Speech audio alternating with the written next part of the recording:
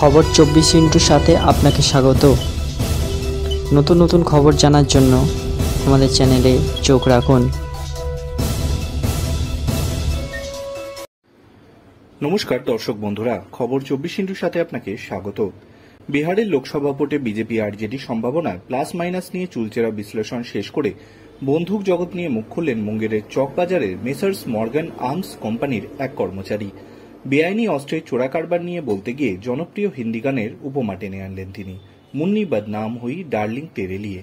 বোঝাই গেল কামানের নিশানায় বাংলার নবাব ঐতিহাসিক চরিত্র মীর কাসিং এর দিকে তাক করা হয়েছে, কারণ এই মুঙ্গেরের রাজধানী গড়ে তুলে তিনিই প্রথম অস্ত্রের কারখানা গড়েছিলেন, আর সেই ধারা এখনো চলছে।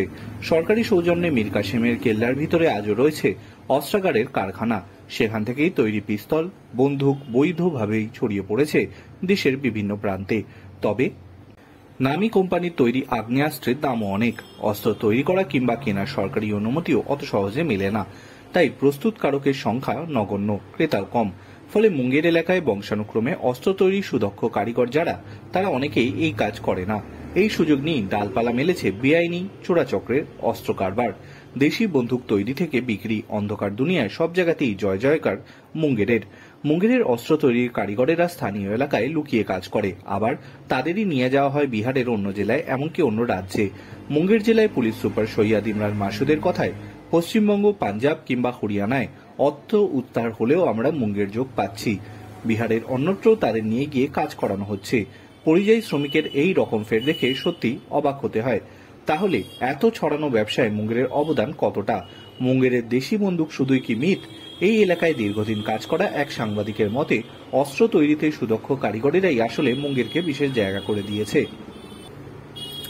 বিহারের বাঁকা, পূর্ণিয়া, রোহতাস, গোপালগঞ্জ, সারন, পাটনা জেলাতেও অস্ত্রের কারখানা খুঁজে পেয়েছে পুলিশ। অর্থাৎ মুঙ্গেরের আশেপাশেই শুধু নয়, বিহারের দূর দূরান্ত পর্যন্ত ছড়িয়ে পড়েছে বেআইনি অস্ত্রের ব্যবসা।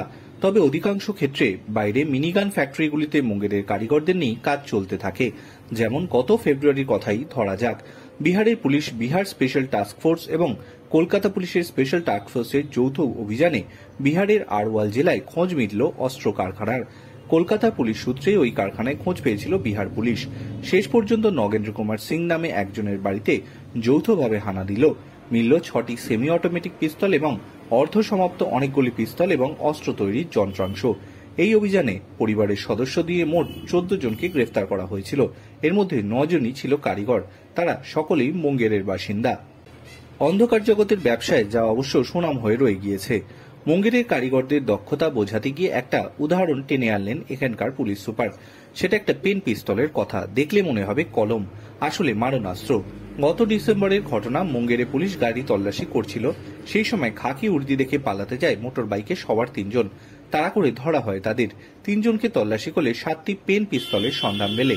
উদ্ধার হয় 1,90,000 টাকা। গ্রেফতার হওয়া 3 জনের মধ্যে একজন মোহাম্মদ জামশেদ মুঙ্গেরের বাসিন্দা, বাকি 2 জন আরমান মন্ডল আর বিলাল মন্ডলের ঠিকানা পশ্চিমবঙ্গে।